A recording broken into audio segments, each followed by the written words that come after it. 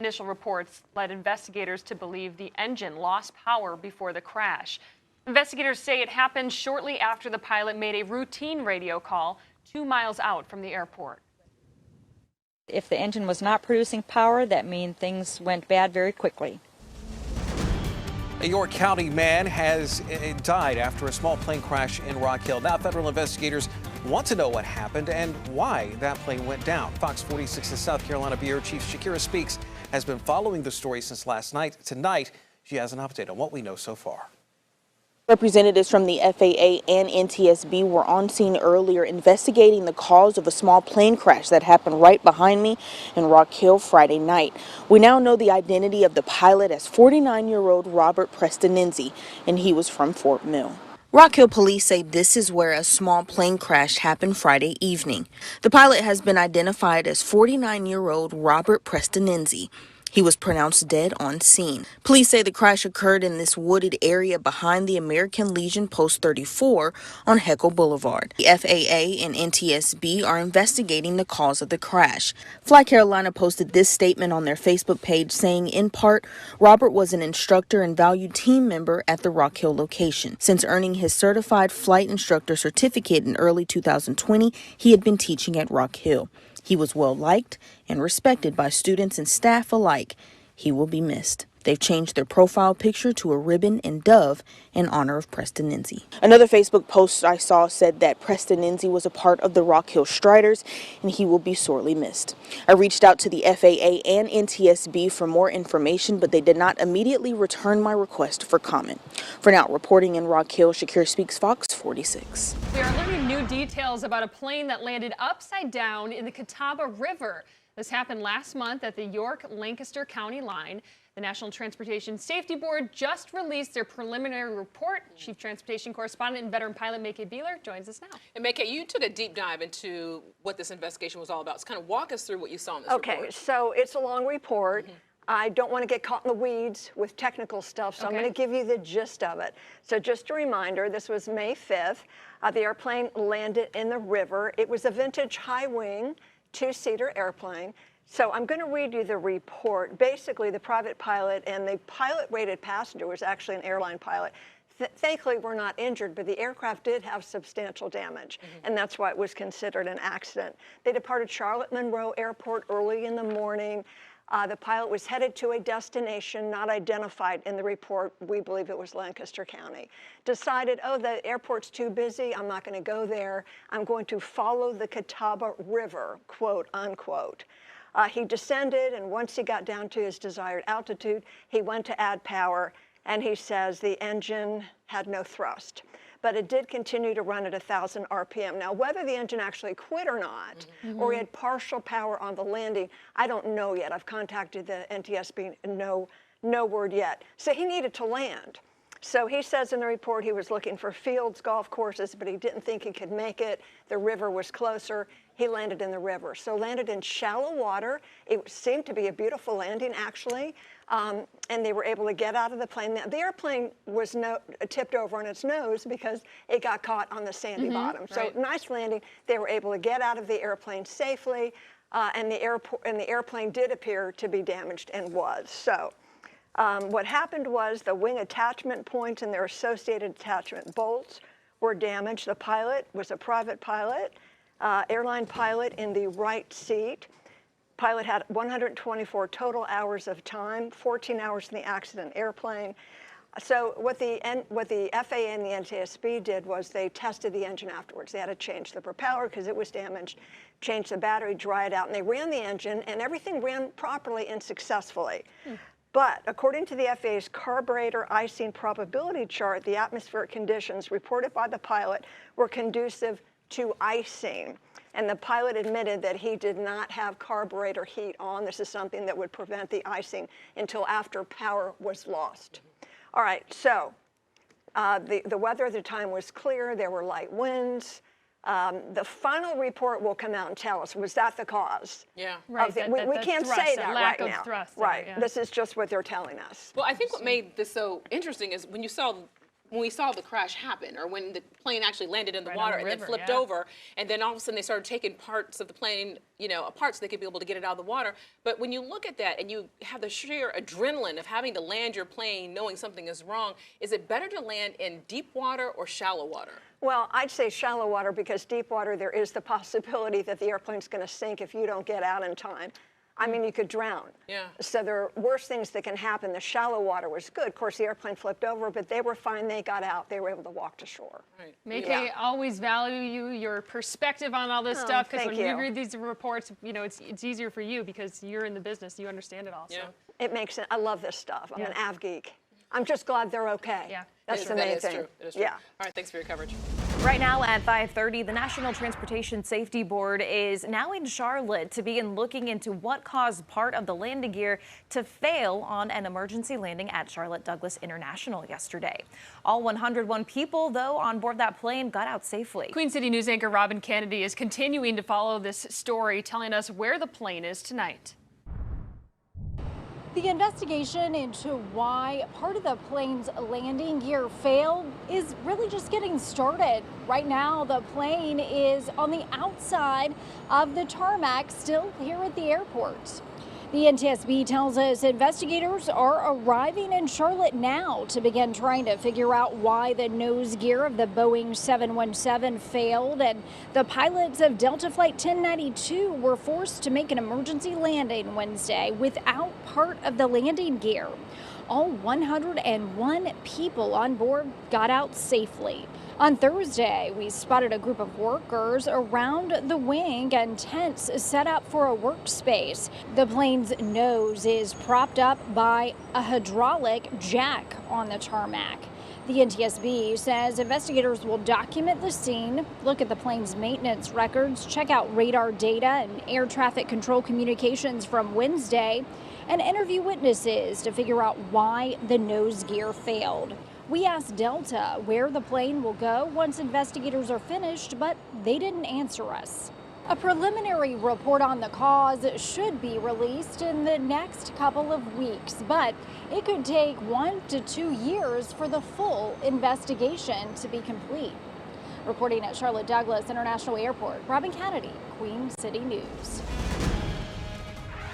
We're following breaking news from Washington on an airliner's emergency landing in the Queen City. The National Transportation Safety Board investigators right now are releasing their initial findings on the June 28th incident. They say a broken part in the front wheel well led to the Delta Boeing 717's emergency, but that investigation involving federal regulators, industry experts, and airline technicians isn't over. Now, the people who got off that plane safely 2 weeks ago have an idea what ended their flight early. And Chief Transportation Correspondent Mickey Beeler is putting her expertise to use right now, helping us to be able to understand these initial findings. But let's bring everybody up to speed. What exactly happened? All right, so we know it was a problem with the nose gear assembly, right? The main wheels came down normally. The nose gear did not come down. It's a fractured upper lock link. So let me walk you through this. According to the report, at 2,000 feet above the ground on final approach, the first officer goes to put the gear down, normal operating procedures, but had an indication there was a gear unsafe light. So what do? They get the checklists out. They troubleshoot. They went around the airport, manual gear extension, doing what they need to do. The gear did not come down. They advised dispatch with the company they've got a problem. They let ATC know there was a problem. They declared an emergency. They came back around again, went by the tower at 300 feet. The tower said, it doesn't look like the nose is down. The pilot went around again. They determined, well, they've done everything they can checklist-wise, cannot get the gear down. We're going to land as normally as possible with this condition. They landed 1,400 feet from the threshold, which was a great landing, landed on the mains, touched down in a safe place. Fire rescue was there. They sprayed the nose wheel with water, determined the aircraft was safe, stopped the aircraft, the crew evacuated. So now what happens? Fortunately, everybody was safe, but post-accident investigation reveals, yes, there was a problem with a crack in the upper link, and it restricted the movement of the nose landing gear assembly. So what happens next? They're going to investigate that. They're going to look at the mechanic records. They're going to listen to the cockpit voice recorder, look at all the data. So these are just initial findings, so folks stay tuned. And the next report, the thorough, comprehensive one, could be a year and a half. Oh, wow. But right now, there was a problem, a fractured upper link in that nose gear assembly. And I know this is all preliminary, right? So Yes. we're expecting that final report, possibly, you Absolutely. said, a year and a half. And but it can change. we saw that picture of the lock link. Yes. What exactly does that do? So there are two locks. There's an upper lock and a lower lock. The upper lock cracked. The lower lock now is moved down to where it's hindering the gear from coming down. Okay. So it's totally mechanical from what we know, from what the NTSB says now. More investigation, though, and they're going to have to look at those records, Yeah. the mechanical records, so stay tuned. Investigators right now with the National Transportation Safety Board are on the scene of a deadly plane crash in Noorsville. The crash happened just after noon yesterday, not far from Lake Norman Regional Airport. In a news conference this afternoon, the NTSB said the pilot of the plane was returning to the Lake Norman Airport after a short flight when the crash happened. Initial reports led investigators to believe the engine lost power before the crash. Investigators say it happened shortly after the pilot made a routine radio call 2 miles out from the airport. If the engine was not producing power, that means things went bad very quickly after his call of a 2-mile final. The fact that he did call a very normal radio call at 2-mile final indicates that things were fine when he was 2 miles out, just a mile from here. The plane will be moved to a facility in Georgia tomorrow. A preliminary report on the crash will be released in about 10 days. The pilot, Randy Meislevac, was well known in the flying community, and our chief transportation correspondent, May Bueller, spoke with people who knew him well. Lake Norman Air Park is mourning the loss of one of its own today after 2023 ended in tragedy for one of its resident pilots. Lake Norman Air Park is definitely a close-knit community. I know that everyone else that I've talked to was devastated when we heard about Randy, and just, it's unbelievable. Resident and pilot Randy Meislevac died of injuries sustained in a plane crash after his single-engine aircraft hit trees on approach to Lake Norman Air Park. Randy was an avid pilot, super great guy, just loved flying, used flying for work, personal, had two lovely airplanes, and was always smiling and always in a good mood. Patrick Lovenholm remembers Meislevac well. As the owner of Race City Flight Operations at the airport, he had seen the pilot come and go on many occasions. Everyone knows everyone at this small mixed residential commercial airport owned by the homeowners whose houses line the runway. It's 51 homes, tight-knit community, it's pilots, it's folks that just love aviation. According to FlightAware, Meislevac took off solo from Lake Norman Air Park in his high-performance Piper Malibu, a 6-seat light personal plane, around 11:50 New Year's Eve morning. After flying a loop around the lake, investigators say he turned inbound to the airport but crashed short of the runway, hitting trees on a 1-mile approach. There were no distress calls. Witnesses say he climbed out of the plane on his own. He later succumbed to his injuries at Lake Norman Regional Medical Center. No one on the ground was hurt. According to his LinkedIn profile, Meislevac had used his private pilot license not only for his personal business as an independent consultant, but donated time and cost to provide air transportation to people in need of health care. Randy will be very missed. He was a real good pillar in this community, always stable. Yeah, I was devastated when I heard the news. The NTSB did hold a press conference this afternoon, and they are asking for your help. If anyone has any Ring doorbell video or even audio of the accident, please reach out to witness@ntsb.gov. The investigation is underway. It could take up to 10 days for an early report, up to 18 months for the final report to come out. Reporting in Mooresville, May Bueller, Queen City News. Breaking new details on the deadly WBTV News helicopter crash. The National Transportation Safety Board has determined inadequate inspections contributed to the crash. Officials say that ultimately led to the pilot losing control of the helicopter. That crash happened in November 2022, just days before Thanksgiving. Commercial pilot Chip Teague and meteorologist Jason Myers were both killed when the helicopter crashed near I-77 in South Charlotte. The new report details inadequate inspections by the pilot and maintenance led to hardware loosening on the aircraft. Tag and Myers were training in a simulated news scene. Myers' wife filed a lawsuit last year against a maintenance facility and the companies that owned and operated the helicopter. For a full breakdown of the new report, head to our website at qcnews.com. And at this time, we have been told that there are no survivors. The accident happened in the river. Both the helicopter and the plane crashed in the river. These responders found extremely frigid conditions. They found heavy wind. They found ice on the water. What happened yesterday shouldn't have happened. It should not have happened. The FAA, which is overseen by Secretary Pete Buttigieg, a real winner. That guy's a real winner. Do you know how badly everything's run since he's run this Department of Transportation? He's a disaster. And he's a disaster now. He's just got a good line of bull. A combative and emotional day in our nation's capital as we approach nearly 20 hours since the worst aviation disaster in the country since 2001. Today, the president confirmed that all 67 people involved in that crash between American Eagle Flight 5342 and a military Black Hawk helicopter are dead. 67 lives lost, mothers, fathers, siblings, and loved ones who never made it home last night. But at the White House briefing today, the president blamed the disaster on the Democrats, the previous administration, and policies associated with diversity, equity, and inclusion.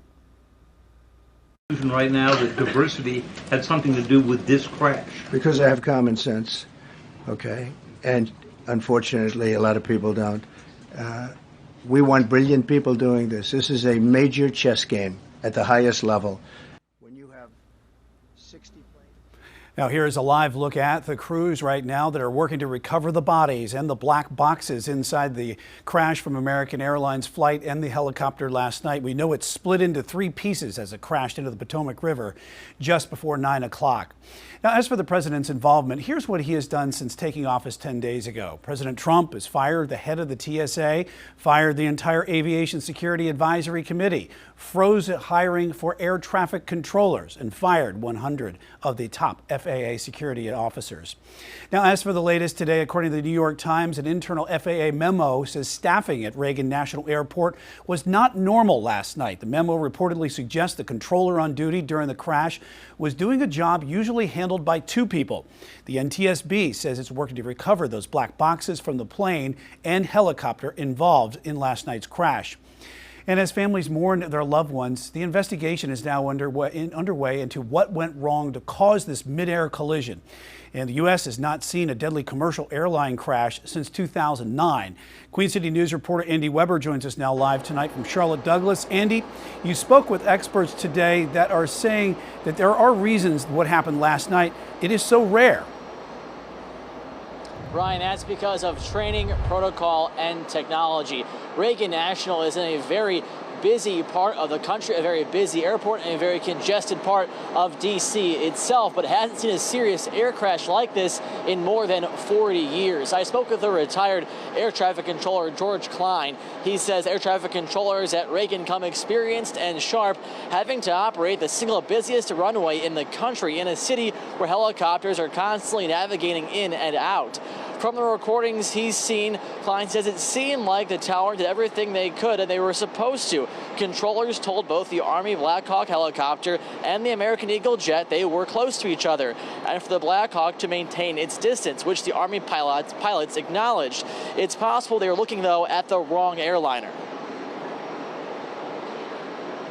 It was nighttime.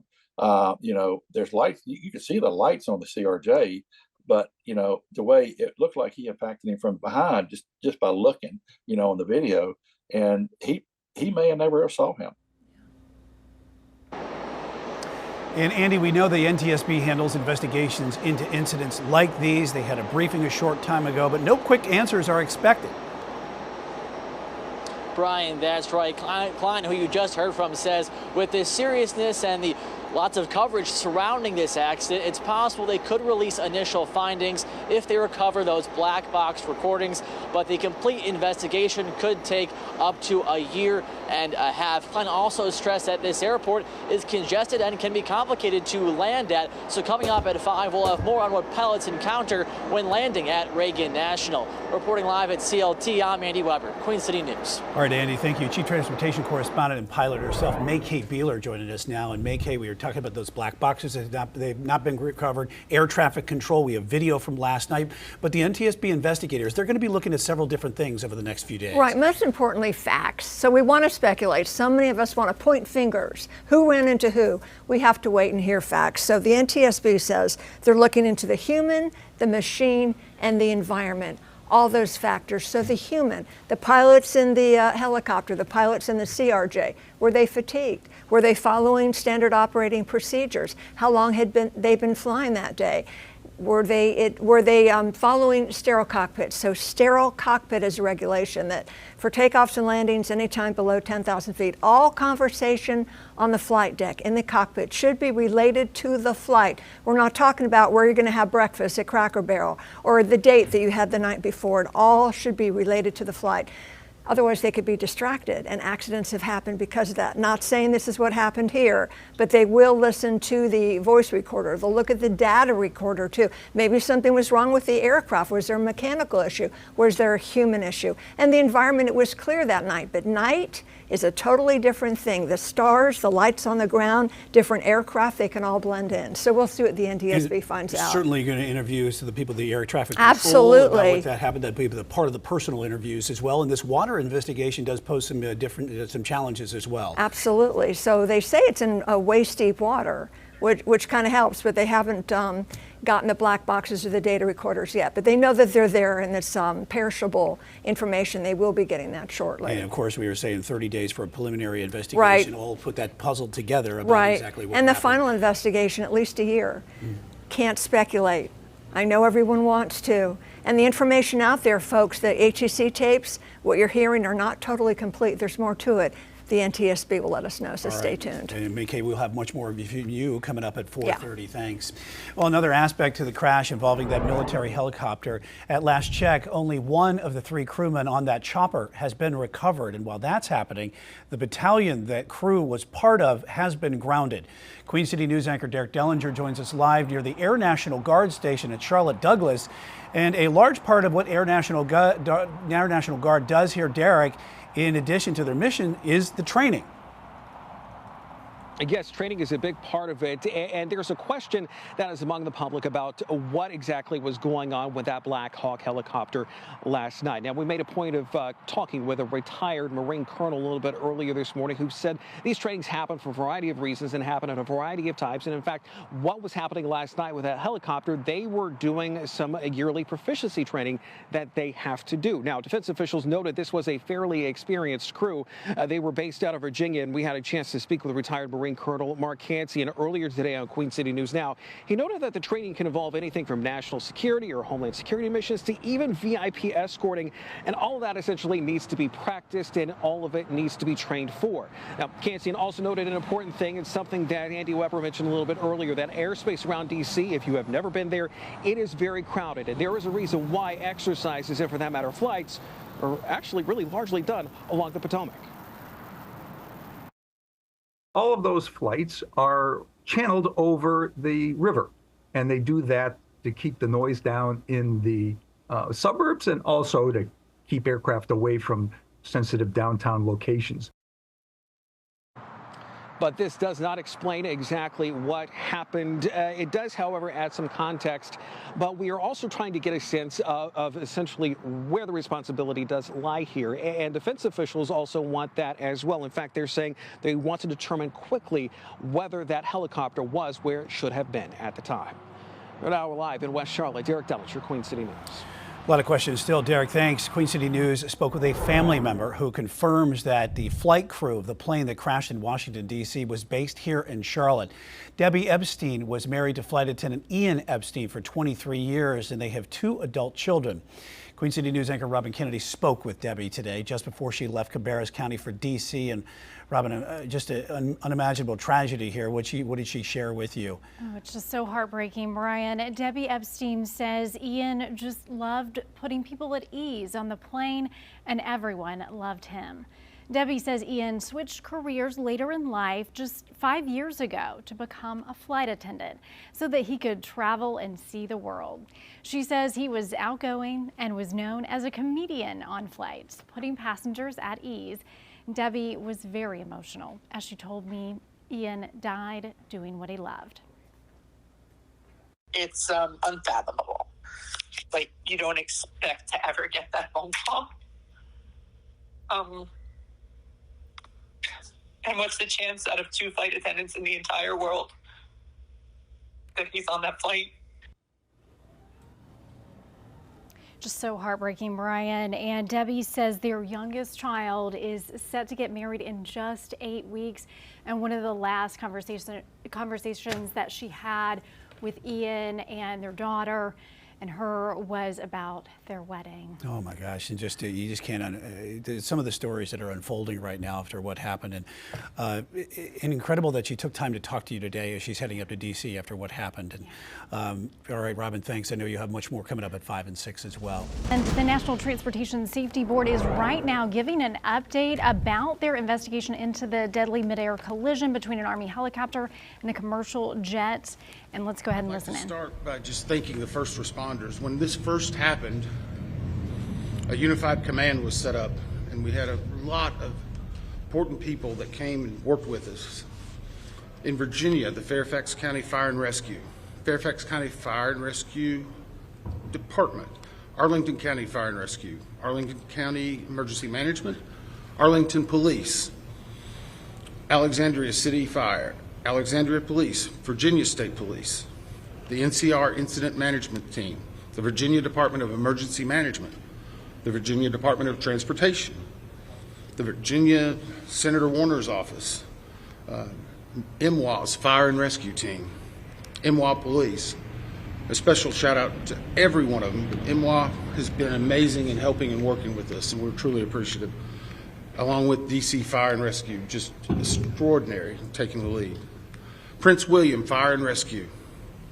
In Maryland, the Montgomery Fire and Rescue, Prince George's Fire and Rescue, Charles County Fire and Rescue, Baltimore Fire, Baltimore Police, Anne Arundel Fire Department, Maryland State Police, Maryland Natural Resource Police, MPD, DCFD, from the federal side, the U.S. Coast Guard, U.S. Army, U.S. Air Force, FBI, Secret Service, Customs and Border Patrol, Park Police, DOD, Naval District Washington, American Medical Response, and yes, the U.S. Department of Labor. All of those have been amazing partners and are one of the reasons why that this investigation continues to progress the way we want it to. As I said, we did family briefings last night, and today there are over 100 family members that are now in the area receiving briefings, and as part of a legislative requirement, receiving family assistance. They have been briefed by the medical examiner, the fire chief, NTSB chairman, and myself, along with the family assistant unit from PSA Airlines. In regard to NTSB staff, all staff are now on scene that have been requested, and I want to point out one specific staff member because we're doing a joint NTSB and DOD investigation. The NTSB actually has a Black Hawk certified pilot on staff, on our personal staff, based out of Alaska. Once we realized the dynamics and the intricacies of the Black Hawk, we have brought that member in. They are on scene now, providing direct technical assistance to the NTSB. Now, it does not mean that the DOD is not working and helping with us, but in order to maintain our independence, we have our own Black Hawk certified pilot in the working group for helicopters. Regarding salvage at this point, the Navy Supervisor of Salvage is conducting salvage operations at the current time. Barges are en route from Virginia Beach, and we anticipate them to be on scene early tomorrow morning. After their arrival, they will be secured and located, and then significant salvage operations will continue. They are ongoing right now, but this will be the main lifting. It's being done in conjunction with the DC Medical Examiner's Office in order to make sure simultaneously that any additional victims are recovered and immediately turned over to them for identification and returned to their families. SupSal, which is the supervisor of salvage, is also conducting a debris mapping right now. This will help in our post-accident analysis of how the machine actually reacted to the incident. It'll also help us with understanding some of the airworthiness and crashworthiness and human factors. We have right now two distinct debris fields. One that houses the Sikorsky, which is in comparison to the CRJ, a little bit smaller. The CRJ is in another distinct area, and we consider a little bit larger. The good news is, based upon the initial mapping, while there are some small aspects of that debris field, there are large chunks that will be easily recoverable, and it will aid in the investigation when we bring it into the secured facility that will be located here on MWA. That will help us in the close proximity to be able to review and evaluate. Yesterday, we outlined for you a number of groups that have been stood up. A few of them in particular I want to call out, although every one of them have been working very hard. For your edification, the ATC group, Air Traffic Control, has been conducting interviews today. They're ongoing tonight. They will be ongoing for probably the next few days. We've had full cooperation in getting the witnesses that we need to gain those interviews. We will then take that information and match it with other data that we're receiving, and if necessary, conduct follow-up interviews at a later time. Our operations group now has on site an exemplar airplane similar to the CRJ 700. It's on a hard stand here at MWA. They will use that to evaluate cockpit configuration, seating, things like that. So whenever the salvage comes up, we're able to use an exemplary aircraft to match it against examples such as where maybe switches are, navigational aids, electronics. It is almost the exact same configuration as the incident aircraft. I want to clarify one thing. There's been a lot of questions and discussion regarding manifest. Let me make this very clear.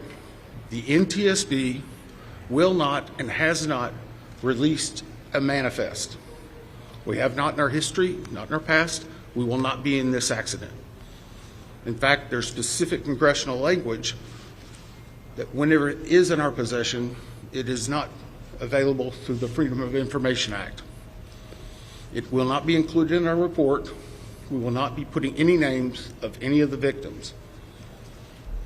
Any release of that information will come from other individuals or groups. Regarding the recorders, as many of you saw last night, we recovered from the CRJ 2 separate recorders. One was a FDFR, that is a flight data recorder. FD. That was actually in what we consider good condition. As part of that process, it was soaked in alcohol overnight. It was then opened today, and we have a high level of confidence that we will be able to get a full download in the very near future. Now, once we do have that download, we will not be releasing immediately the information regarding it. We will have to go through, correct the data sets, make sure they're synchronized. This has approximately up to possibly 2,000 data points. Is that right, Bryce? So all of that has to be synchronized and looked at. It's a very laborious practice. It takes a lot of time.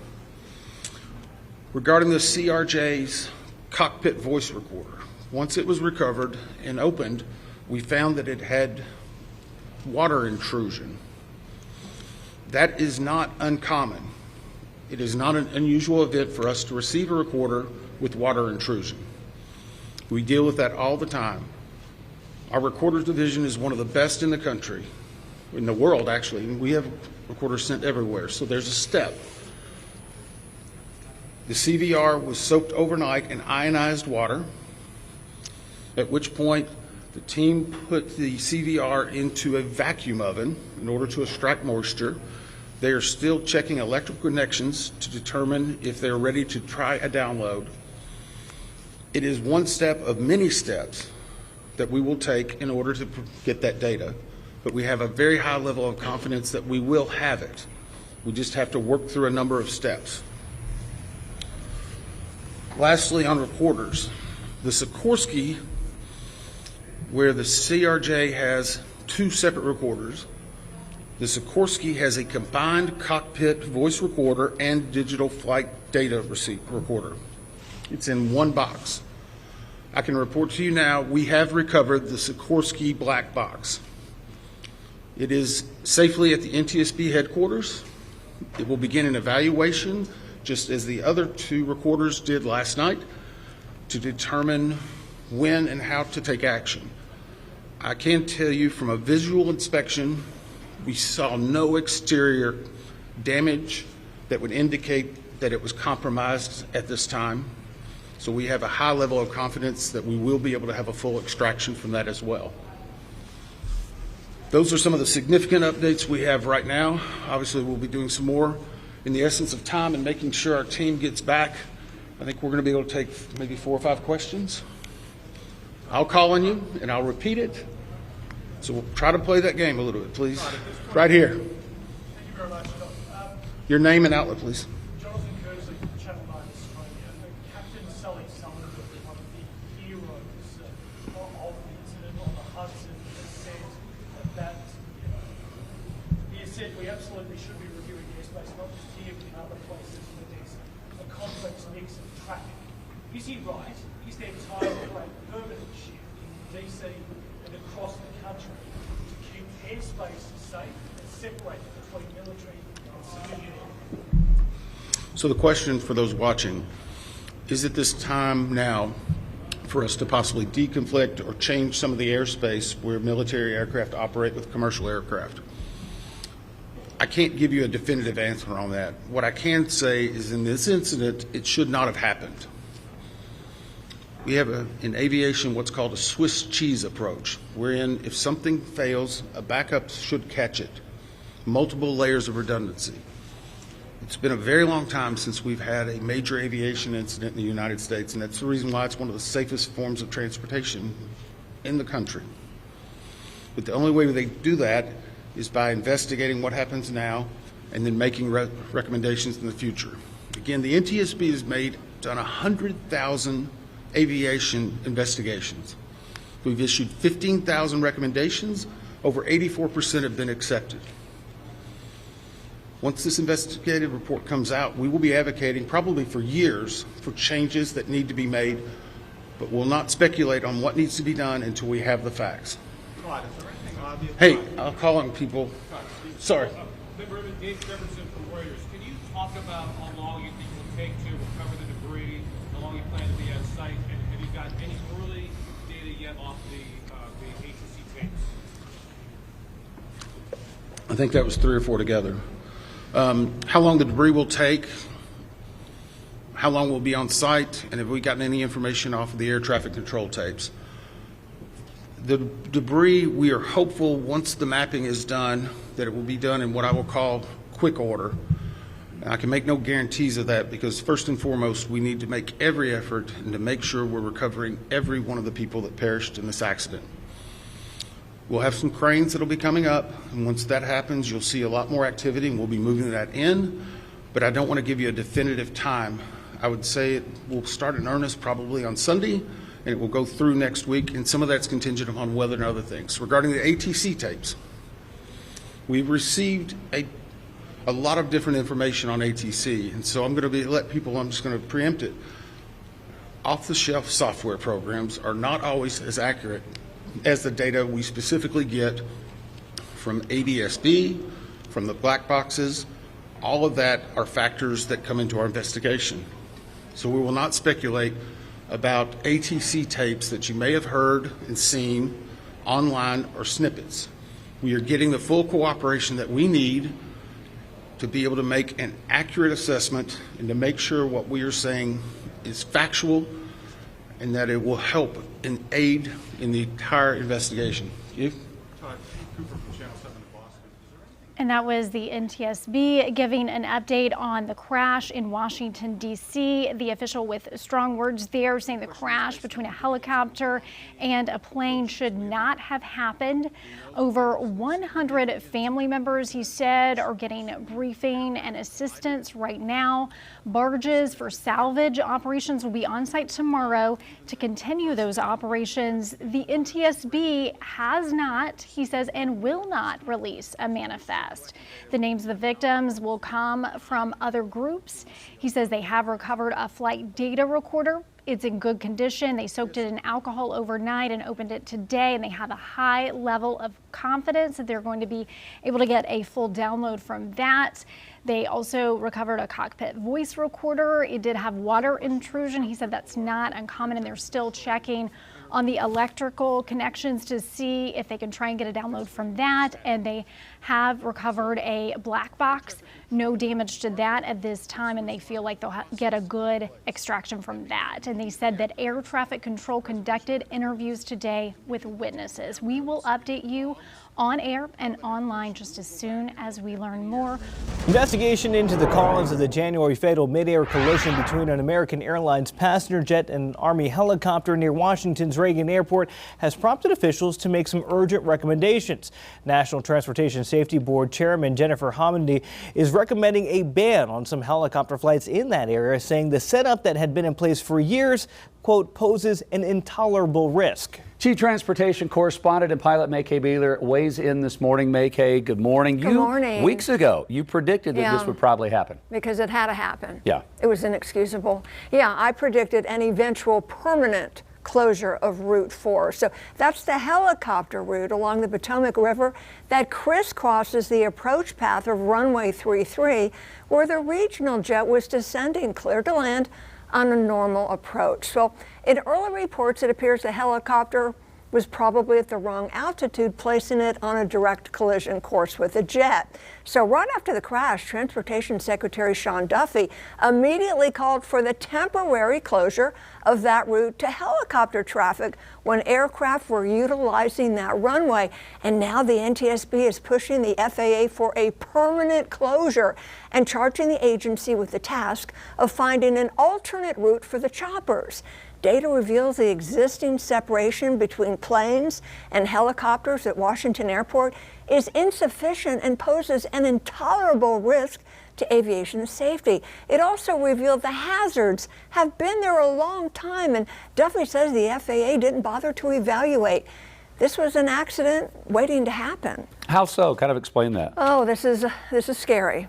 All right, so under the current practice, helicopters and planes can fly as close as 75 feet apart from each other vertically, only 75 feet on that route or near Route 4. So, folks, that's way too close for comfort, because in low visibility instrument or nighttime conditions, when it's kind of hard to spot other traffic, pilots rely on our altimeter settings for proper altimeter position. Yet, per the Aeronautical Information Manual, that's an FAA publication that provides flight information and ATC procedures, the instrument can be off by as much as 75 feet to be used to be acceptable. So if the separation between aircraft is only 75 feet and the altimeter is off by 75 feet or more, a collision is likely. Reports show there may have been an altitude readout error in the helicopter.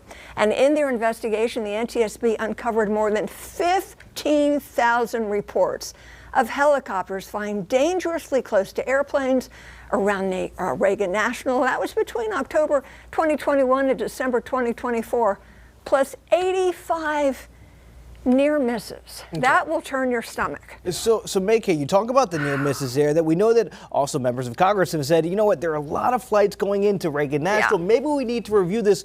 Why did it take a tragedy to make this happen? Doesn't it seem like that's always the case? Yeah. Sadly. Regulations are written in blood.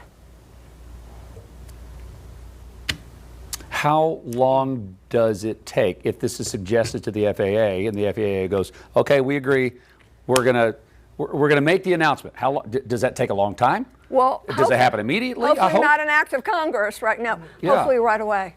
Okay. That's an expression, right? An act Yeah. of Congress. But hopefully right away. This unacceptable. It is. Something good has to come out of this tragedy. It can never happen again. Yep. I mean, like you said, though, Maika, you said that right after, as we were watching this and talking about that, you said it is, these changes are written in blood, as you just said.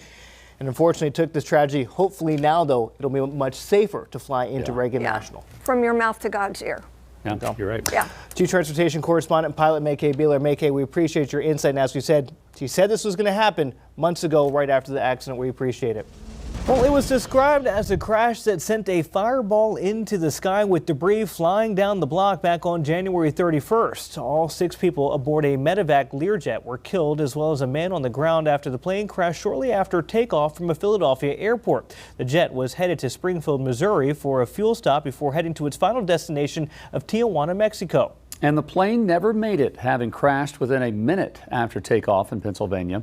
A young patient and her mother were among the passengers fatally injured. Although the investigation is ongoing, the NTSB has just released its preliminary report. Chief Transportation Correspondent Pilot Maika Beeler here to break it down. Maika, what are we hearing from this report? Yeah, you know, just so tragic. So MedJet's Flight 056 was operating as an air ambulance for a Mexican company. Now, according to investigators, the flight data track revealed the jet departed runway 24 at Northeast Philadelphia Airport around 6 p.m. local time. The weather wasn't great. It required the pilots to fly on instruments due to a low overcast of 400 feet. On the takeout climb, according to data, the jet proceeded to the southwest before it turned right slightly, then entered a left turn, climbed to about 1,700 feet. Then the track data ended at 1,300 feet with a speed of 242 knots. The plane impacted a concrete sidewalk in a residential and commercial area. Security camera footage, yeah, it showed a large explosion from the impact. God, that video is incredible. Yeah. What else did that NTSB report reveal? Yeah, so this is interesting. So the flight crew had been talking to the tower. No distress calls. Everything was fine, and both the pilot in command and the first officer, the second in command, highly experienced, both held airline transport pilot certificates. That's the highest certificate you can get. They both had thousands of hours aloft. So at the time, this is very interesting, there's a lot that we just don't know, because the cockpit voice recorder, it didn't record the accident flight. So what does the cockpit voice recorder record? Voices, you know, between the pilots, communications with ATC, engine noises and more, but it did not record the accident flight. Now, although the CVR suffered significant impact from the damage, the NTSB determined the recorder had not been recording audio for years. Okay, so that obviously is not good. Is that allowed? I mean, that's my first question. Yeah. Can you have one that's not recorded? Because in the case where you have an accident like this, you need the recording to try to figure out what happened. Yes, you need the recording. So you're not going to have a cockpit voice recorder in your Cessna 172, in your little trainer, right? These go in planes that are used commercially, like a charter flight or an airline flight. We call that Part 135, Part 121 operations. It has to be working. And you can't turn it off. And the reason being because of terrorist attacks, we don't want someone to go in there and turn it off. We want to hear the conversation or the engine noises, what's going on. So the fact that this hadn't worked in years is not a good thing. It should have been working. Can they not add this, like checking on it to like the pre-flight checklist, make sure that it's working? Yeah, oh yeah, it's. I'm it is. Yeah, okay, we have checklists like, would that be on there for? It should for this company. Okay. It should for this company. Anyway, how is the NTSB going to decide what happened if they can't hear what went on in the cockpit? Now, there's a ground proximity warning system that does have some data, and the NTSB will look into that to see if that offers any answers, but that investigation is still ongoing, so. We don't know. And then the final report will come out in about a year and a half. Okay, but without those elements, we may not know fully ever what happened. We may never know. The NTSB's got a challenging job. Okay. Yeah. All right, our Chief Transportation Correspondent, May K. Beeler, thank you for that insight. We'll stay on top of that and have you back in our next hour with more to talk about. Do you remember these aviation events? A plane that crash landed upside down in Toronto, the small commuter plane that crashed on a moving ice pack in an Alaska Sound, and the heart-stopping near miss on a Chicago runway when a Southwest plane performed a last-minute go-around to avoid a collision with a plane on the runway. Yeah, these are just 3 events in a string of 2025 aviation mishaps that are currently under the microscope as investigators dig into exactly what happened and why. Information now is slowly starting to come out. That's why we have Chief Transportation Correspondent and pilot May K. Beeler joining us with some of the preliminary reports. May K, people want to know what the NTSB is finding out. What are we hearing? There's so much to talk about. Before we get started, I want to make it clear. These are early fact findings. It's what happened, not why it happened. That will come later. So the final report, a year and a half away. So the National Transportation Safety Board has released early reports for the high-profile events.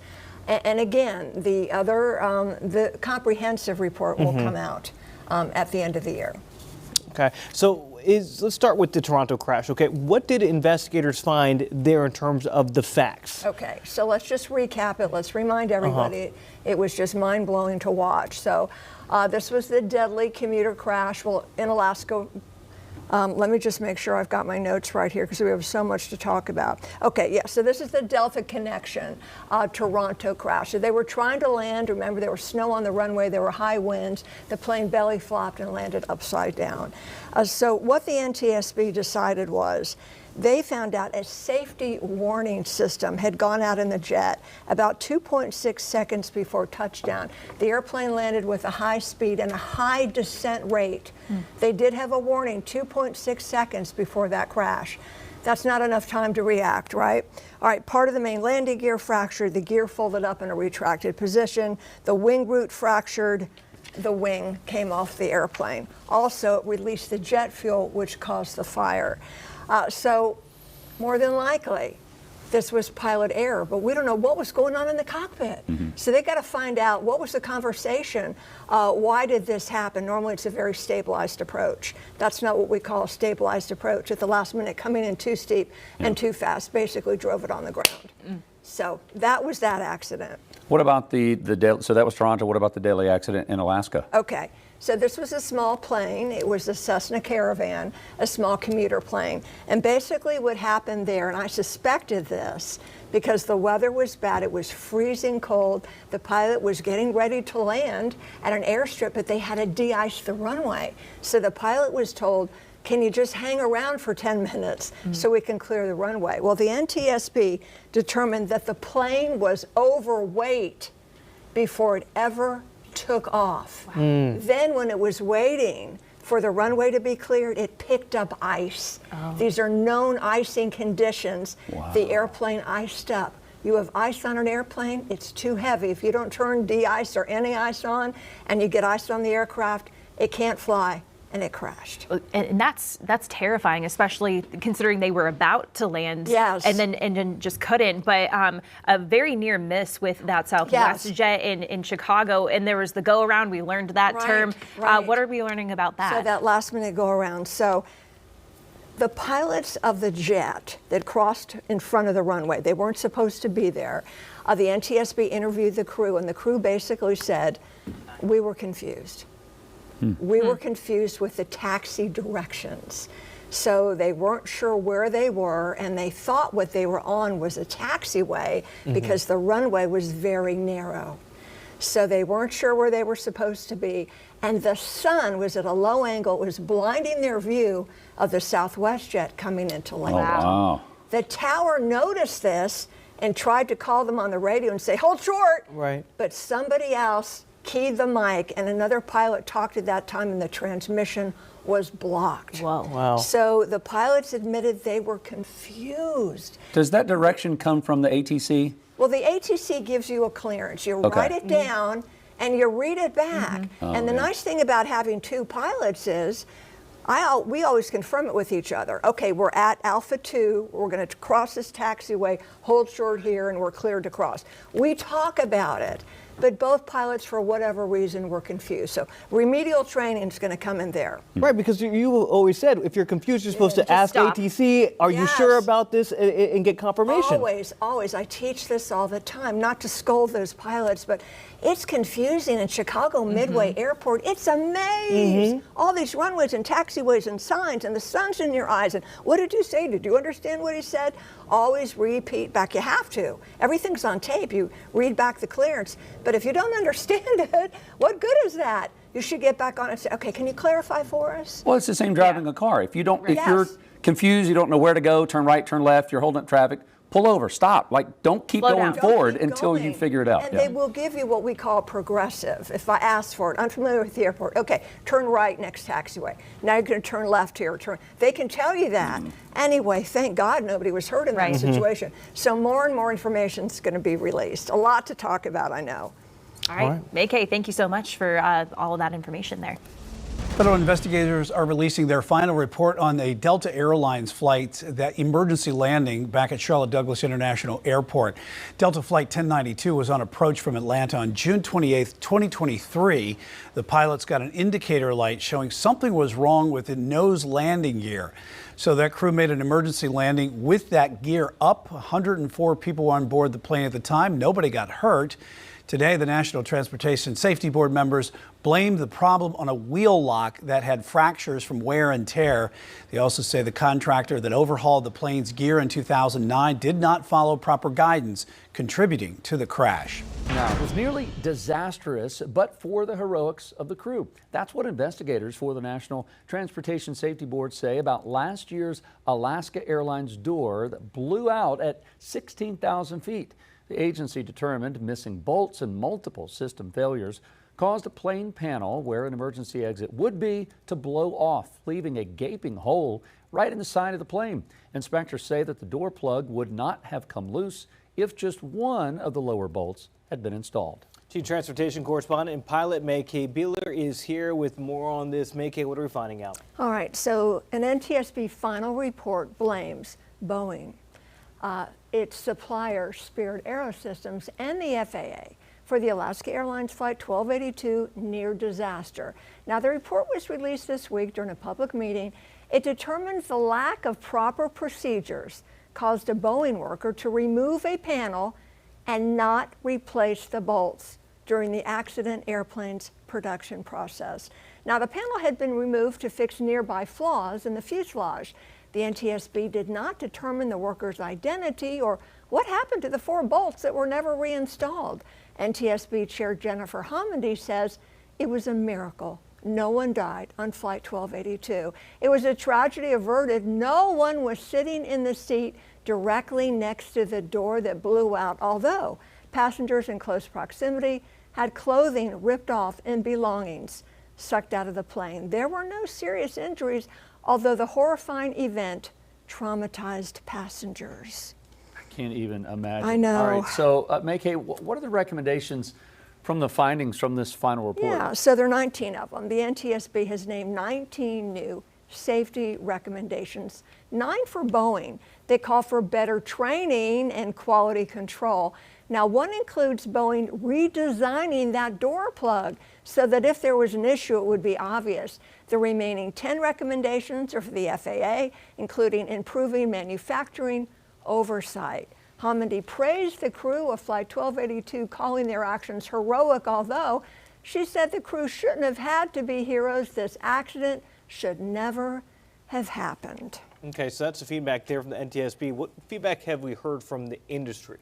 Yeah, so the Airline Pilots Association says the final report is a powerful reminder that 2 highly trained, well-rested, and experienced pilots on the flight deck saved lives when seconds mattered most. And this proves that the notion of cutting pilot training hours and maybe reducing the number of crew in the cockpit is a bad idea. All right, well, hopefully, hopefully there will be more accountability, yes, whether it's manufacturing or whatever. What an ordeal. It really is, man. All right. Real quick, May-Kay, just have to ask that report from them, do you think that's going to play at all to the new head of the FAA in terms of the accountability there? It's a good question. The new proposed head of the FAA, not confirmed yet, has been quoted as saying in the past wanting to reduce pilot hours in some incidences. It's not being well received, but right now they think he's going to be confirmed. Okay. Play it by ear. Yeah, no, good question. Queen City News Plus. Just search Queen City News on your smart TV's app store.